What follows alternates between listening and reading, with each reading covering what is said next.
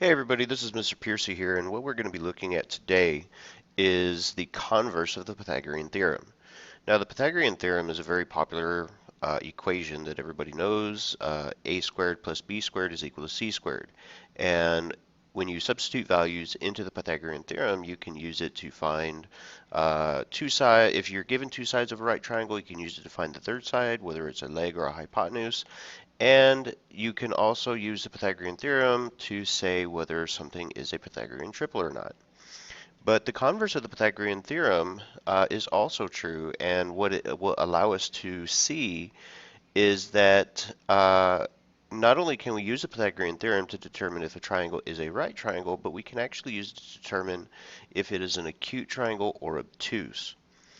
So you can follow along with this investigation if you'd like. The materials that I'm using are a straight edge. I'm using a ruler in this case, and a compass, a pencil, and I'm using some colored pencils to just differentiate what we're going to be looking at. So what I'm starting off with here is I'm starting off with a segment that I measured on my ruler to be 4 inches long. So I have segment AB to be 4 inches long. Now what I'm going to do, get my colored pencils out of the way, I'm going to use my compass and I'm going to open up my compass to be the width of 3 inches.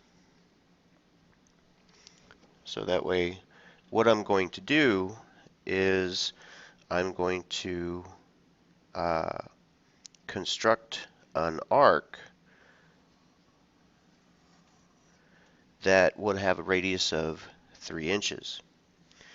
Now, what we're ultimately doing here is we're going to create a right triangle.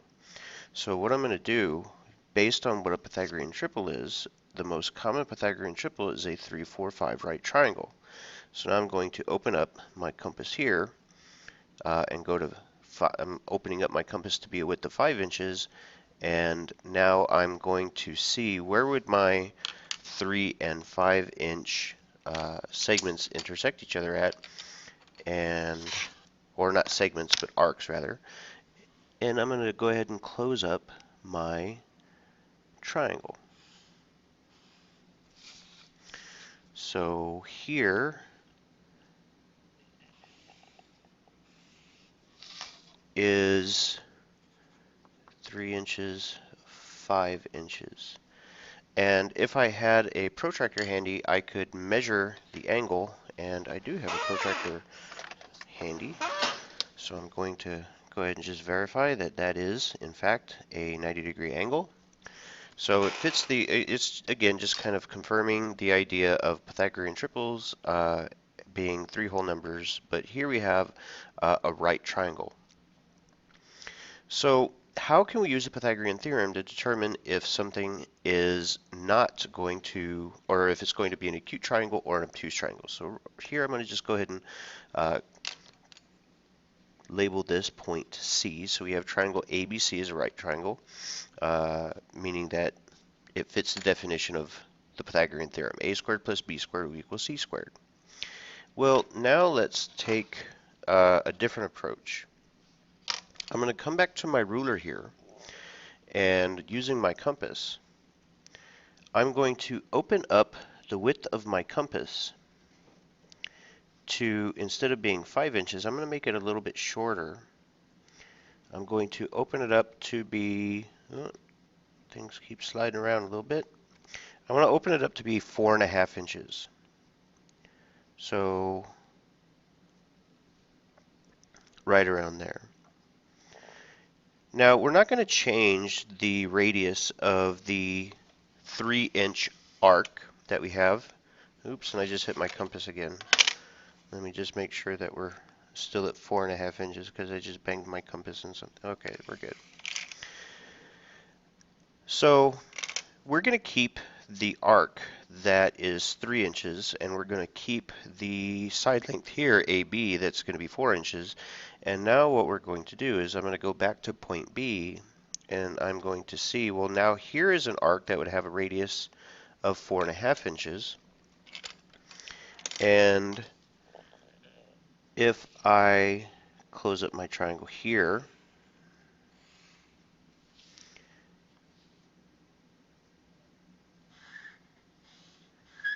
I think the green is showing up okay. So let's call this point D. So we know that this is still 3 inches here, AB is still 4 inches, and we measured DB to be 4.5 inches. Well, how does that work in the Pythagorean theorem? Because if we started off with a right triangle here, a triangle ABC is a right triangle, well, if we measure the angle here, angle BAD, if we measure that angle, we can clearly see that it is no longer 90 degrees. We have an acute triangle now. So how does that look when we plug those values into the Pythagorean theorem? Well, I'm going to write it a little backwards here. Normally we say a squared plus b squared equals c squared, but most of the times for this we kind of turn it around. So I'm going to say c squared is equal to a squared plus b squared. Well, in this case, c is the longest side. We have 4.5 squared to be equal to 3 squared plus 4 squared. Well, working out the math here, 4.5 squared is 20.25. 3 squared is 9, and 4 squared is 16. So in this case, I'm going to get 20.25 on the left side, and I'm going to get 25 on the right side. So the equal to sign doesn't really work because the left side and the right side are not equal to each other. The right side is bigger. So if I have 3 sides of a triangle and I plug them into the Pythagorean theorem, if the longest side squared is less than the sum of the other 2 sides squared, then that means we have to have an acute triangle. So how does that look for a different type of triangle? So now we can use the Pythagorean theorem again to determine whether I have an obtuse triangle. So now what I'm going to do is I'm going to use my ruler, and I'm going to open the compass to have a width of 6 inches. And again from point B, I'm going to see where does it intersect on my arc that was 3 inches long. And now I'm going to go ahead and call that point E. And using my straight edge here, I'm going to go ahead and close up my triangle. So I have triangle ABE now. So this is still 3 inches, and AB is still 4 inches. But now EB, we measured it to be 6 inches. Now clearly, I don't have to measure this one. Clearly, triangle ABE is an obtuse triangle. So how does that look in the Pythagorean theorem? So I'm going to start it off, c squared equals a squared plus b squared, just like normal. And I'm going to substitute the sides. Well, the longest side is going to be the hypotenuse if there is one, so I'm going to substitute the 6 for c.